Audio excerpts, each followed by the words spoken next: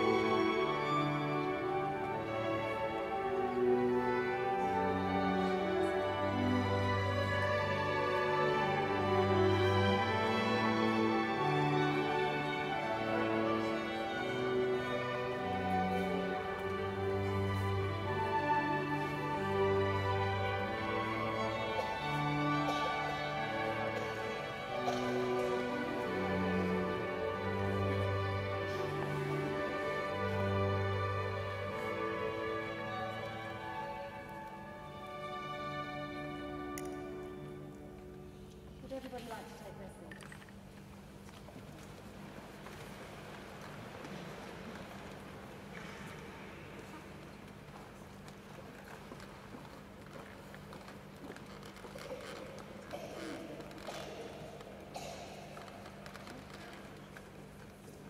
This place in which we are now met has been duly sanctioned according to the law for the celebration of marriage.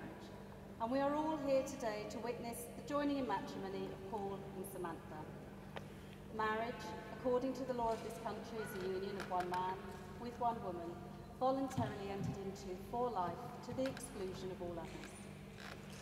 If there is any person here who knows of any lawful impediment as to why these two people should not be married, they should declare it now. I don't think they would dare, would they? Is that long enough for you to?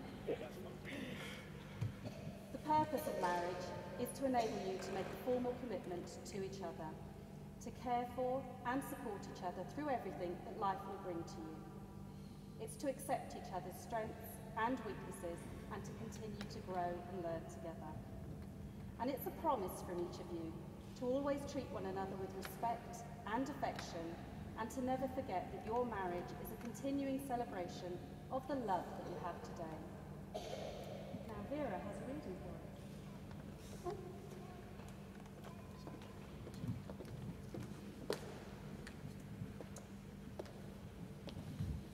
Very dear Samantha and Paul, you share today the joy of a deep commitment and a sacred trust, and you have given each other the most precious gift of love. Treasure it, nurture it and encourage it with all the honesty you used in creating it. You are sharing something rare and beautiful. Always speak the truth and listen attentively so that you may understand each other's thoughts and intentions. Inspire each other by sharing your accomplishments. Say, I love you often to retain the warmth between you. Laugh a lot too, even when you're angry. And remember, you are each other's best friend. Stand together and for each other always. May each day be a blessing and the fulfillment of your dreams. God. Thank you very much, very helpful.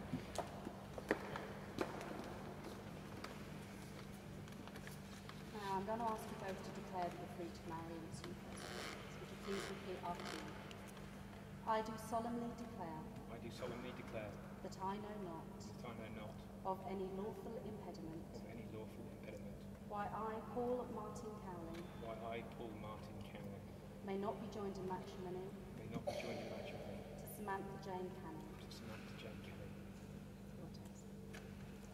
I do solemnly declare I do solemnly declare that I know not that I know not of any lawful impediment of any lawful impediment why I, Samantha Jane Canning, why I, Samantha Jane Canning, may not be joined in matrimony may not be joined in matrimony to Paul Martin Cowling. to Paul Martin Cowling.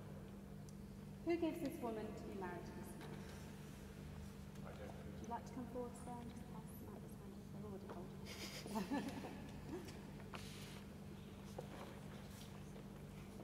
Thank you very much. Paul, do you take Samantha to be your lawful wedded wife, to love, cherish, and be faithful to her for the rest of your lives together? I do. And Samantha, do you take Paul to be your lawful wedded husband, to love, cherish, and be faithful to him for the rest of your lives together? I do. Now you are more or less already turn face to each other. Lovely. And Paul, would you please say after me? I, Paul Martin Cowling, I, Paul Martin Cowling, take you, Samantha Jane Canning, take you, Samantha Jane Canning, to be my wedded wife. to be my wedded wife. Samantha, your turn. I, Samantha Jane Canning, I, Samantha Jane Canning, take you, Paul Martin Cowling, take you, Paul Martin Cowling, to be my wedded husband. to be my wedded husband. Now we have another reading by Tim and Barbara.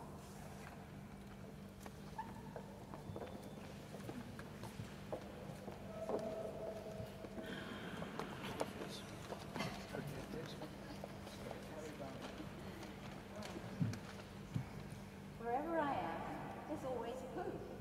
There's always Pooh and me. Whatever I do, he wants to do. Where are you going today? Says Pooh. Oh, that's very odd, because I was too. Let's go together, says Pooh, says he. Let's go together, said Pooh. What's twice 11? I said to Pooh. Twice what? Said Pooh to me. I think it ought to be 22. Just what I think myself, said Pooh. It wasn't an easy sum to do, but that's what it is, said Pooh, said he. That's what it is, said Pooh. Let's look for dragons, I said to Pooh. Yes, let's, said Pooh to me. We crossed the river and found a few. Yes, those are dragons all right, said Pooh. As soon as I saw their beaks, I knew. That's what they are, said Pooh, said he. That's what they are, said Pooh. Let's frighten the dragons, I said to Pooh. That's right, said Pooh to me. I'm not afraid, I said to Pooh, and I held his paw, and I shouted, shoo, silly old dragons, and off they flew. I wasn't afraid, said Pooh, said he. I'm never afraid with you. So wherever I am, there's always Pooh. There's always Pooh and me. What would I do, I said to Pooh, if it wasn't for you? And Pooh said, true. It isn't much fun for one, but two can stick together, said Pooh. That's how it is, said Pooh, says he. Lovely, thank you very much.